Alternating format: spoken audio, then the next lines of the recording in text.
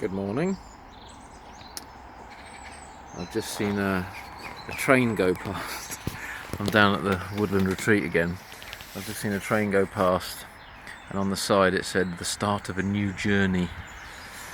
Ooh. What could that mean, as they say? Sometimes we see little signs around us, and they catch our attention. It might mean something. So I shall contemplate that. Just returned from a long weekend with my beloved Wendy in North Wales, doing some quite challenging mountain climbing, walking, and conditions were cold, a little bit damp at times, but much needed to gain a little bit of perspective and to heal and to remind ourselves where we are in this great cosmic cycle, and that the current challenges and projections that are being launched at us on a daily basis are just a mere blip a mere blip in the Divine Mother's ever-changing cosmic cycle. So it shall all pass, however long that might take. We see things from a very kind of linear, time-driven perspective, but from the perspective of the cosmos, we are ultimately in a winter cycle. I mean, a bit like the trees and the vegetation around the Woodland Retreat area. All the leaves are off the trees now. It's kind of all died back a little bit, and that's kind of what's happening really to civilization at the moment. Civilizations rise, they have their day, they start to shed, and then they fall, and it's I suppose there's an inner feeling really that we're in this kind of declining phase in society and civilization, and in order for things to be reborn, they must first be destroyed. And there are ways in which Mama, the Divine Mother, uses chaos and fire to essentially start to decompose what needs to be decomposed, in order for that decomposition to then create new life, new growth, potentially new civilization, and a reset, the Great Reset. So the Great Reset you might all be hearing about probably isn't the real Great Reset. The real Great Reset is happening in the subtle realms right now, and eventually we're going to feel the effects of all of that. But something came to me while I was sitting on top of a mountain about how I personally and many others have become a little bit trapped in the shit show, if you want to call it that, and how our focus and attention has been captured at times, and how our souls have been fed off. And one way that we often get, I suppose, manipulated, is through thinking we've resolved something, thinking we've overcome our tendency towards, and I'll use this specific example, fear, by not necessarily distracting ourselves, but by being brave, and by maybe resisting and pushing back. And ultimately there's always a fear behind that as well. And so the physical manifestations of fear at the moment, which is being manipulated, which is being used against people, this fear mongering, is you walk around now and you see everyone wearing masks, You see people social distancing, all this kind of stuff. So there's a fear behind that, right? Whether that fear is warranted or not is another thing. But there are choices being made through fear. But then you get the supposed fearless ones who stand up and say no, this isn't right, and go on demonstrations and talk about civil liberties and human rights and all that kind of stuff. And there's an anger behind that. There's a righteous anger at times behind that.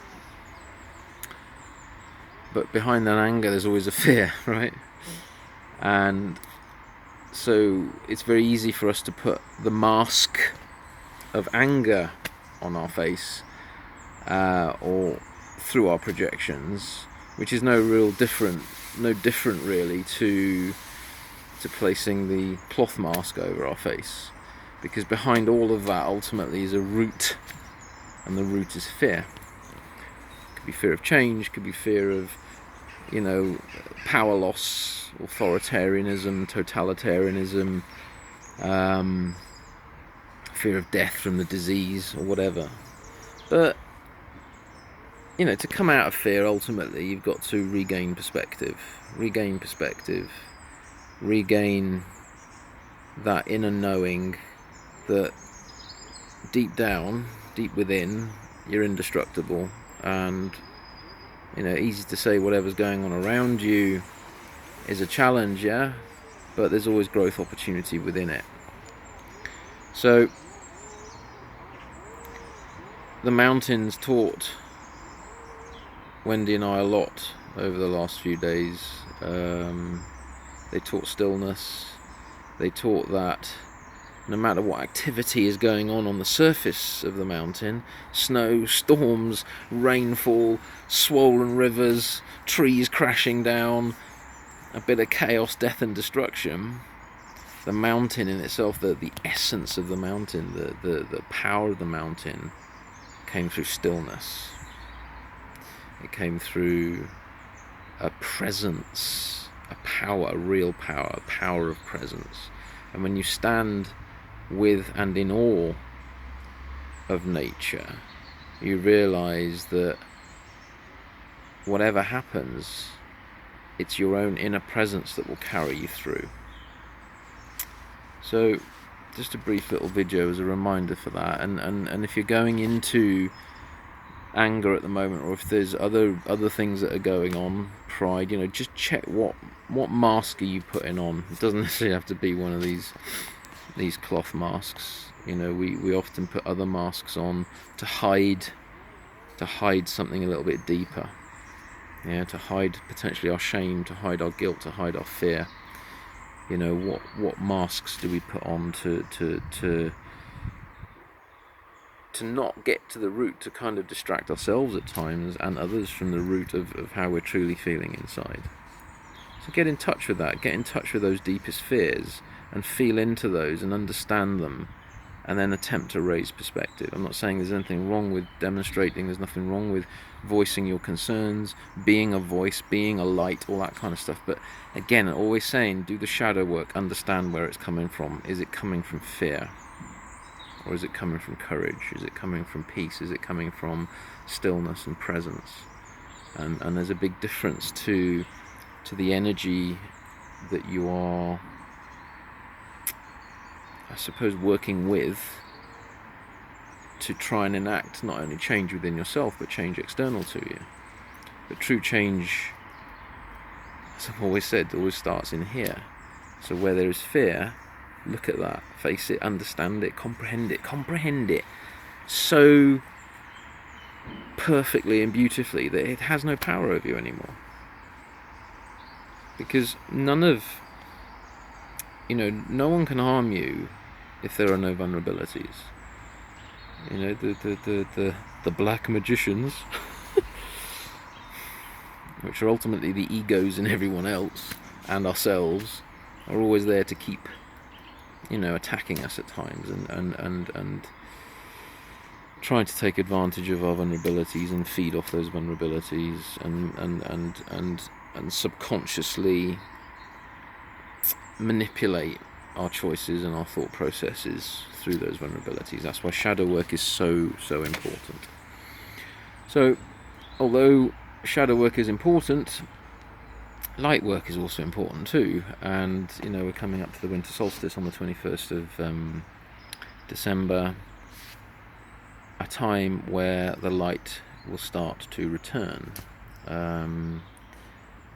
Wendy and I are holding a Zoom online 2-hour kind of circle just to celebrate that, to do a little bit of ceremony and to do a little bit of healing and a little bit of teaching.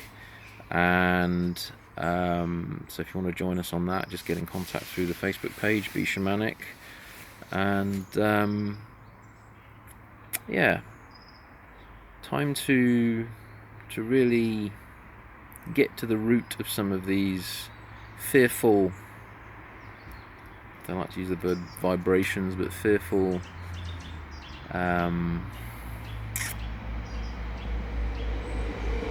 states of awareness and consciousness within us that aren't useful, and really, do we want to be carrying them through? Do we want to be carrying them through into 2021? Because if we carry them through, then they're going to affect our year quite dramatically. So whilst everyone is running around in fear, try to maintain and comprehend your own. I will certainly continue to be doing that myself, because we are all playing this humanoid game together, and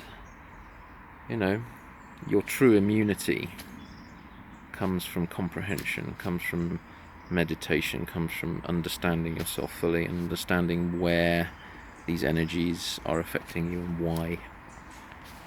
Okay, so yeah, have a good day. See you next time.